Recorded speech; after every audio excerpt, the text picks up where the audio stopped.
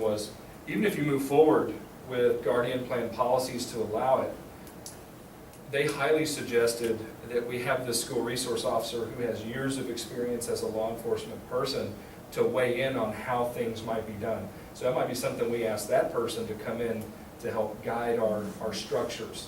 It's not something to be rushed, but it is something that literally in a single meeting with change of policy could move in the direction of getting this achieved. So. And I think back to your question on, how many people we wanted armed would kind of come back to, the funding, what we are able to afford to do. Ideally, I think we'd like to see one in every campus, but if the first year we're going to do one, we still would be able to state that our campus is armed, and feel like that would be a big, big deterrent for us, keeping somebody out.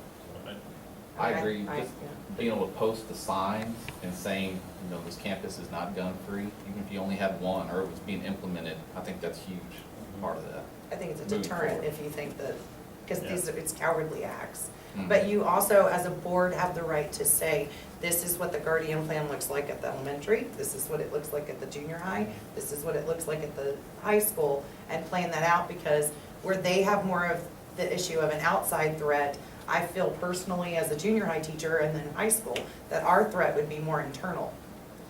And so when you look at, and we all have discussed this, and when you look at what you want to implement, one campus might be something different because of the situation. It may look different per campus.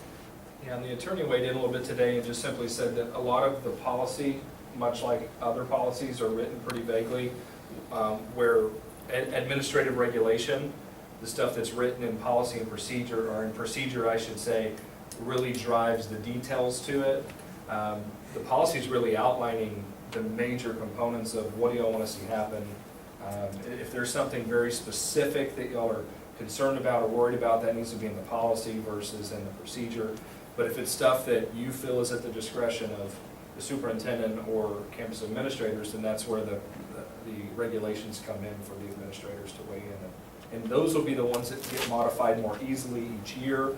Hey, this worked, this didn't work, much like a handbook. This worked, this didn't work, let's try this. But those deal breaker items in that guardian plan would need to be definitely outlined in policy. So. I personally feel that tying it to a bond where we would be able to do it is great. However, this is stuff that needs to be implemented as soon as possible. So if we tie it to a bond, you're looking at months to years before we can implement it. And that's where you have Sutherland Springs 7 miles down the road, and this does become a fear. And when you look and when you discuss it with other people in the community, I feel like they back the decision, or not the decisions, but what we're presenting, our proposal is backed by the majority of the community. Joe, I haven't talked to anyone that's just against it altogether. There are people that do not, that haven't been real thrilled, but and I mean personally, I have an LTC. It's something that I believe in. However, I don't want guns in schools, but we live in a world today where this is a problem when you have a 19-minute response time from local law enforcement, and that's if they are available to come and they're not booking someone through the jail. Or I think our average time we were given was 19 minutes, and that when you look at a school shooting taking place between 3 and 8 minutes, what are they going to do for you in 19? Yeah. And I don't think we're looking at arming teachers or staff members without going through the most stringent thing possible. I mean, the Marshall program, for one, looking over it was very difficult to get through. I mean, by the time you get through it, just looking at it, it seems like you're going to be pretty adequately trained by that time. I mean, not to mention firearm proficiency and everything else, but and you can tweak it, like you said, as stringent as you want to be. I mean, that's the best part about it. I mean, you can make it very difficult, and by the time you get that person gets through to be able to carry, you're fairly confident they're going to be able to handle the situation psychologically, or whatever needs to happen. Any other questions? On the second one, where you talked a minute ago, did you say anybody would be able to lock down? In terms of teachers, administrators, yes. Okay. So if the teacher, students, of course, wouldn't be able to, but, and it's not something on a wall, it's actually via an app. Mhm. But essentially, the rationale behind that, One room. yeah, at first I was torn because I thought, do we really want just anyone to be able to lock us down? But then I thought, tying into the whole see something, say something, Mhm. I bet in every event, somebody saw something, but they just didn't have the ability or power to do something about it quickly enough. Right. That someone at the junior high might see something and be able to hit that button. And Or here's the there's thing, something at the in end of the day, if it's a false alarm, that was a pretty realistic drill. And that's the mindset too, is better monitoring of how many drills we do per year, and trying to really, like I said before, I as a superintendent couldn't tell you right now how many buses, if we packed them as tight as we could, how quickly and how many buses and how quickly can we get them relocated to another area. I think that's stuff we need to dig into a little bit more. So is that something that you're planning on doing? That's ongoing, yes. First, the game plan is, we're actually sending the school resource officer at the end of July. They're willing to go on their own time to get Alice training done. So it's a 2-day training where that person will gain the knowledge needed to actually come back and be the instructor of Alice so that we can implement it as early as August. And the game plan will be is Alice is going to look different at the elementary than the junior high than the high school. So we're looking at trying to find time with each campus administrator to carve out time in PD so that they can make it realistic for each campus. And so I was very happy to be able to book that and get that, because the next one was in Kansas, and the next one, is just all over the nation. So this one's in College Station, end of July. The other benefit to that communication system is ultimately, my biggest fear in an emergency is that right now we operate off a student management system where we have kids enroll or withdraw on a daily basis, every 2 days, every 3 days. And right now, emergency binders are the big thing. And it's like, well, when's the last time you printed your roster? And if it was, that's from the first week of school, your roster looks way different in December. And then imagining the chaos of trying to be in an emergency situation going, oh no, this kid left 3 weeks ago, and oh, I'm missing some kids because they're new and I didn't print a new roster. And just the nightmare of trying to update. What that does is it interfaces with our student management system, and every 24 hours, you're actually able to account for every single kid. So if an administrator says, hey, mom just picked up this kid, and this kid, it automatically updates. It tells you how many kids haven't been accounted for, how many have. And if you look at the news media stuff, that's the type of stuff that's being reported. How quickly were kids being reunified with their families? How many kids are missing? How many kids have been accounted for?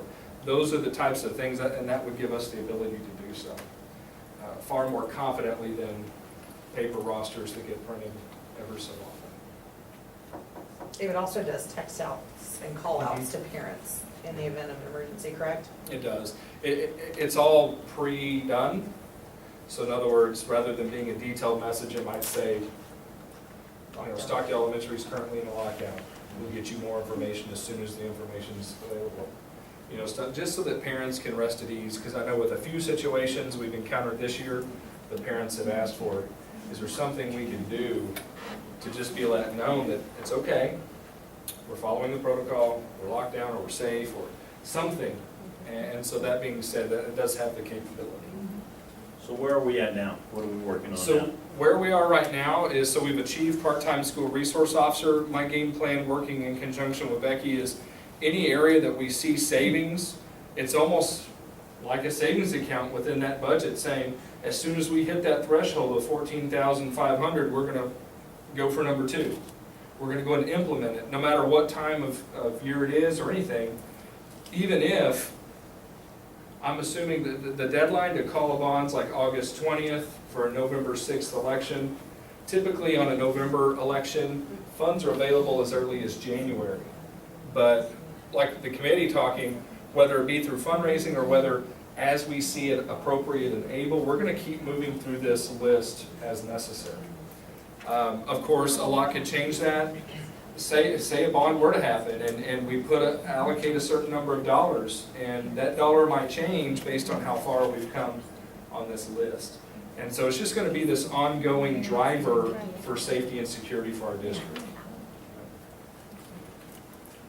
But even like the Guardian plan there, I believe the board would be able to progress with it, even though we haven't hit Mark two, you know, there could be preparations going in order to get number 3. Definitely. I guess, yeah, I would come, would y'all approve that? Y'all are gonna have to decide that, Right. the guardian plan, And the Guardian and Plan, that's something we do. it's gonna have a lot of work time on it. I mean, in terms of looking at that options, looking through, oh, I was gonna talk more in detail, let y'all see actually what the attorneys drafted.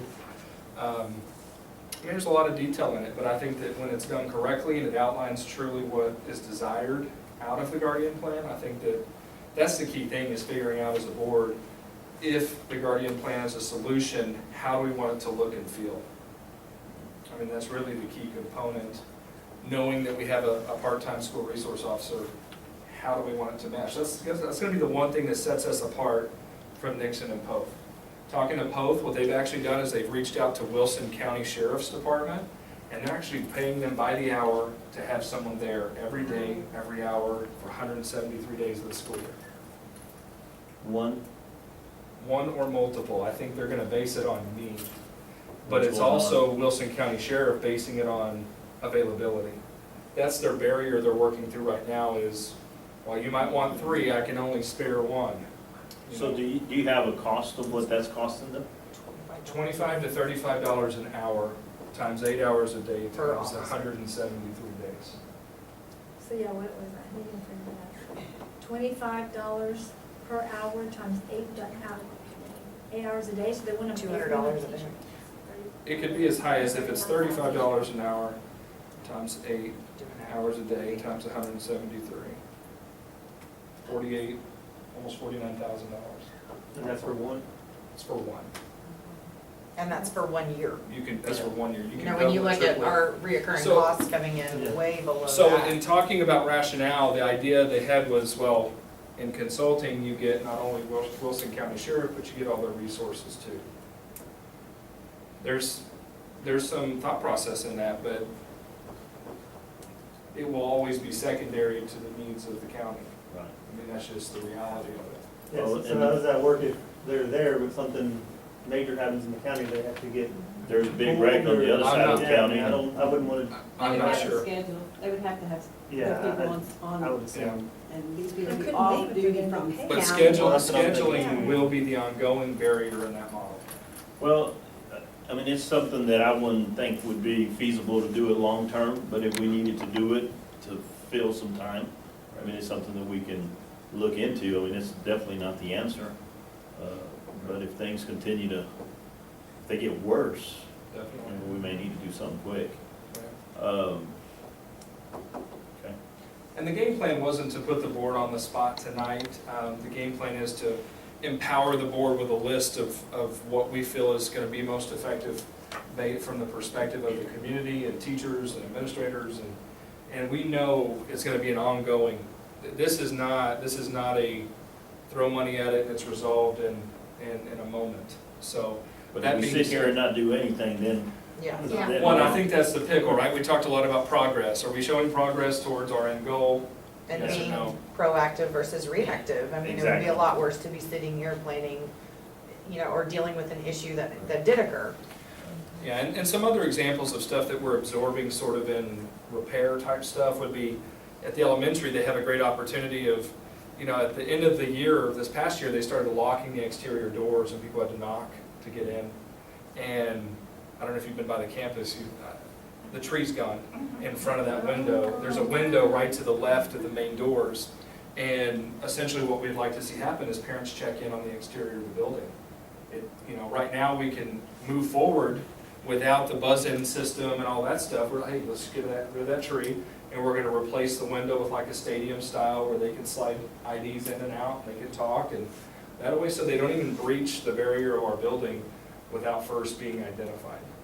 So we're gonna move forward towards items that are reasonable and doable and achievable, but some of these bigger ticket items, even the access control stuff that looks like a daunting number at 125,000, it can be chopped up. You don't have to do every door at the same time. I just wanted to see what the total cost implication would be to do the whole district, because it might drive how we move forward in You know, is it a bond item? Is it something where we feel could help, you know, get it done in a timely manner? Is it something we feel, I mean, there's a lot of different moving pieces, and it's just a matter of trying to find the right fit for our district and the community. So.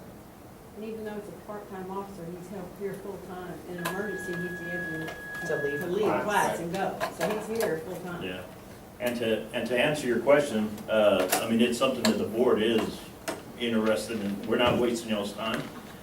We moved as fast as we could with the part-time officer because it's something that we feel will make us a little safer.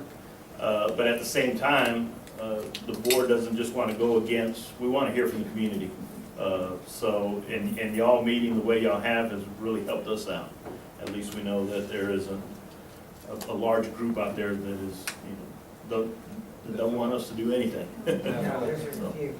And there were quite a few that couldn't be here tonight, but I did ask them, you know, please be here, please be present, please be vocal, because it's their input that really drives what direction this goes along with the board, so. Absolutely, and we appreciate all of y'all's time and effort, and it's something we want to move forward with. Any last questions from the board? Committee, unless you want to hang out and listen to the rest of this board meeting, you're more than willing to, or able to if you want to. So water in the fridge back there if you want to make yourself comfortable. I know some of you came in on your time off, and I greatly appreciate that. I know y'all could be probably outside of the pool right now. So thank y'all so much for being here. If you want to stay, feel free to.